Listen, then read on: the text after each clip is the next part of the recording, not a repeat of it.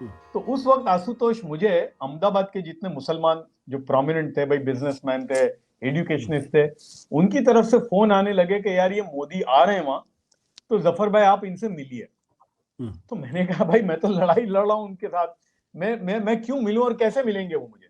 बोले हम्म, नहीं बहुत जरूरी है, और वजह जो बताई कि बोले एक जबरदस्त वैक्यूम है, हम्म, यानी अभी कोई मुसलमान ऐसा नहीं है कि जिसकी रसाई गांधीनगर में हो। भाई मुसलमानों की स्कूल हैं, हॉस्पिटल हैं, कॉलेजेस हैं, मुसलमानों का एक भाई बिजनेस में। अब हम बात किससे करें, हम्म, क्योंकि ये बीजेपी की वॉच में हुआ था, इसलिए कोई मुसलमान एमपी नहीं था, मुसलमान हम्म, एमएलए नहीं था, मुसलमान मिनिस्टर नहीं था, कोई पार्टी के अंदर ऐसा आदमी नहीं था कि जो बात जाकर कर सके। तो क्या करें हम? हम्म, हम्म, तो मैंने कहा कि अच्छा ठीक है। अच्छा, इधर हमारे मेंटोर थे महेश भट्ट, हम्म, वो हमारी लड़ाई के अंदर सबसे आगे थे, पेश पेश थे। तो मैंने जब ये बात आई तो मैंने हम्म, महेश भट्ट से बात की कि भट्ट साहब ये लोगों की तरफ से इस तरह से आ रहा है कि मोदी आ रहे हैं, और यूं कहे तुम मिलो उनसे, और कम से कम एक एक बोलते हैं ना, एक डायलॉग का हम्म, एक वो सिलसिला शुरू हो। तो आपकी क्या राय? हम्म, तो देखिए, यहाँ मैं आपको एक बात कहूंगा कि भट्ट साहब की एक ईमानदारी, हालांकि वो लड़ाई हम्म, लड़ रहे थे, सब कुछ था, मेरी बात सुन के उन्होंने कहा कि हाँ इसमें कोई बुराई नहीं है मिलने में, हम्म, हम्म, इसलिए कि भाई हमारी कोई जाती लड़ाई तो है नहीं मोदी के साथ, हम एक उसूल पे लड़ रहे हैं। और फिर ये लड़ाई में एक स्टेज तो आने ही वाला है कि आपको मोदी के साथ बैठना ही पड़ेगा ना भाई, जब भी हम्म, होगा। तो यूं समझो कि ये option, you exercise it now. बोले इसमें कोई बुराई नहीं है। फिर हमने, मुझे हिम्मत आई, फिर हम्म, बाद में मैंने ही भट्ट साहब को कहा कि भाई कैसे मिले हम, फुल बेल द कैट, और ये हम्म, मोदी हमसे मिलेंगे भी नहीं। तो बोले कि हाँ ये बात तो है। फिर 2-3 दिन के बाद उनका फोन आया कि मेरे दोस्त हैं रजत शर्मा, मैं उनसे हम्म, बात करता हूँ और वो मोदी तक हमारी बात को पहुंचा सकते हैं। और फिर हम्म, उसके बाद रजत शर्मा से बात हुई, और रजत शर्मा और नरेंद्र और महेश भट्ट, इनके इंटरवेंशन से मोदी साहब तैयार हुए हमसे मिलने के लिए, और हमने फिर रुक गए थे। हम लोग करने वाले थे इंटरनेशनल कोर्ट ऑफ जस्टिस में, सब तैयार हो गया था। लेकिन हम्म, जब मोदी साहब के साथ बातचीत का, तो हमने सोचा ये भी एक रास्ता है, let's hmm, take this option. तो इसलिए मोदी साहब जब लंदन आए तो कोई कंट्रोवर्सी इस तरह की नहीं हुई थी। हाँ वो मीडिया में उनके खिलाफ, बल्कि गार्डियन की हेडलाइन थी, hmm, the Milosevic of India enters UK today, ये सब था। ओके। हाँ, हाँ ये हाँ, सब हाँ, था उनके वहां के बीबीसी में, आईटीवी पे, चैनल हम्म। 4 पे, वो सब कुछ था। बट जफर साहब, आप भी जानते हैं बीबीसी एक बहुत ही प्रेस्टिजियस इंटरनेशनल न्यूज ऑर्गेनाइजेशन है। वो ऐसे ही तो कोई रिपोर्ट हवा में नहीं करेगा। अगर वो उसने रिपोर्ट की है और अपने रिपोर्ट पर अगर स्टैंड बाई करता है, तो इसका मतलब ये है कि कहीं ना कहीं बात में सच्चाई तो होगी। देखिए नहीं, मुझे हम्म, वो बात नहीं है, ये रिपोर्ट तो हम्म, तब की है ना, हम्म, ये जो रिपोर्ट है ये तो 2002 की है। हम्म, अच्छा हम्म, दूसरी बात, जो बीबीसी अभी जो दिखा रही है वो सब तो इन्होंने दिखाया है बीबीसी ने, ये हम्म, बीबीसी के फुटेज तब के हैं। हम्म, तो हम्म, मेरा सिर्फ ये है कि भाई अब 20 साल के बाद अब क्यों, हम्म, हम्म, यानी हम्म, एक ये है ना कि ये कोई नई बात नहीं है।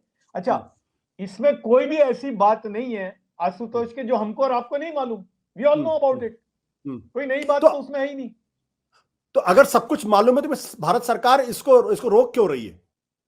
वो कह वो रही भाई भारत यहां पे। सरकार, हम्म, हम्म, वो भारत सरकार का वो है, लेकिन हम्म, ये बातें तो बीबीसी ने दिखाई है तब। हम्म, हम्म, हम्म, बीबीसी हम्म, बहुत ही स्केदिंग थी उस जमाने हम्म, में। हम्म, नॉट ओनली बीबीसी, चैनल हम्म, 4, हम्म, आपने जॉन स्नो का नाम सुना होगा, जो दुनिया के हम्म, माने हुए, जॉन हम्म, स्नो आए थे भाई यहां पर हम्म, हम्म, उस जमाने में। तो हम्म, बीबीसी ही नहीं, जो चैनल 4, आईटीवी, ये सब हम्म, दिखा रहे थे हम्म, तब। हम्म, हम्म। तो जफर साहब ये बताइए कि जब लंदन में आपकी मोदी साहब से उस वक्त मुलाकात हो पाई, जब महेश भट्ट के सौजन्य से और रजत शर्मा के सौजन्य से, तो आपकी क्या बातचीत हुई? क्या आपने उनको बताया कि भाई हमारे साथ बड़ी ज्यादती हुई है और आपके रहते ऐसा हुआ है? तब उन्होंने क्या कहा था? बिल्कुल, देखिए हम्म, हम्म, हमारी जबरदस्त ओपन बात हुई, यानी हम्म, कोई हम्म, ढकी छुपी नहीं। हम्म, बल्कि मैंने शुरुआत यहां से की। मैंने मोदी साहब को यह कहा कि सर आपके पास हमारे लिए वक्त कितना है? हम्म, तो उन्होंने यूं कहा कि जब तक कि तुम्हारी सारी बातें खत्म न जाओ तब तक। हम्म, दूसरा सवाल मेरा यह था कि सर हम्म, आप 5 करोड़ गुजराती की जो बात करते हैं, तो क्या वो 5 करोड़ में हम 50 लाख हैं? हम्म, तो कहा बिल्कुल, तुम हो मेरे, यानी मेरे ही हो, और उस पर वो हम्म, बड़ा कहने हम्म, लगे। तो हमने शुरू की, हम्म, और बल्कि वो रिपोर्ट में जो सवाल हैं, हम्म, या एसआईटी ने जो सवाल किए थे, वो सारे किए हमने मोदी साहब से, हम्म, कि और वो उसका जवाब देते रहे। वो कहते रहे नहीं ये गलत है या ये एग्जैजरेशन है या यूं है, लेकिन हमने अपनी तरफ से आशुतोष कोई बात ऐसी नहीं थी जो हमने मोदी, और बड़ी बात मोदी की थी कि सुनी उन्होंने, वरना भाई कोई चीफ मिनिस्टर सुनता है इतनी लंबी आपकी? उन्होंने सारी बातें सुनी हमारी। और मैं तो फिर भी नरेंद्र मोदी साहब को गुजरात का चीफ मिनिस्टर समझ के बात करता था।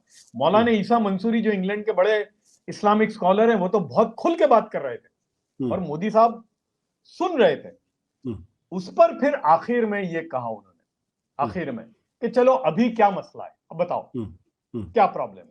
मुसलमानों की कोई जमीन हिंदुओं के कब्जे में, कोई मस्जिद कब्जे में, या कोई कॉम्पनसेशन नहीं मिला, बताओ तुम। तो मैंने कहा हमें तो मालूम ही नहीं था कि आप इतना वक्त देंगे हमको। फिर उन्होंने एक बात कही कि मैं वादा करता हूं कि इंसाफ मिलेगा, यानी जिन लोगों के साथ जो भी हुआ है मैं ये वादा करता हूं कि इंसाफ मिलेगा, और दूसरा मैं ये भी वादा करता हूं कि ये दोबारा नहीं होगा। बट जफर साहब, क्या जफर साहब, क्या आपने उस मीटिंग में कहा कि आपके रहते हुए दंगा हुआ, 3 दिनों तक दंगा चलता रहा और सरकार नहीं रोक पाई? हाँ, आपने सवाल, आपने उनसे पूछा, क्या जवाब था? बिल्कुल पूछा, मोदी साहब ने उसका जवाब दिया। हाँ बिल्कुल पूछा।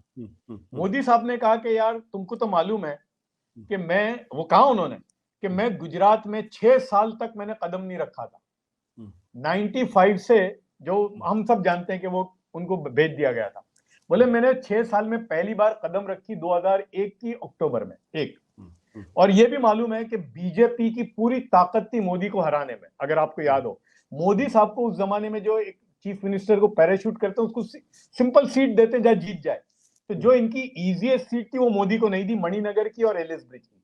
Modi had to literally fight election in Rajkot. बोला आपको पता है कि मेरे को इलेक्शन लड़ना पड़ा।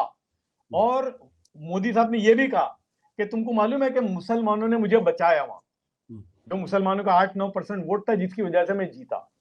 सत्य हिंदी का ऐप डाउनलोड करें गूगल प्ले स्टोर पर।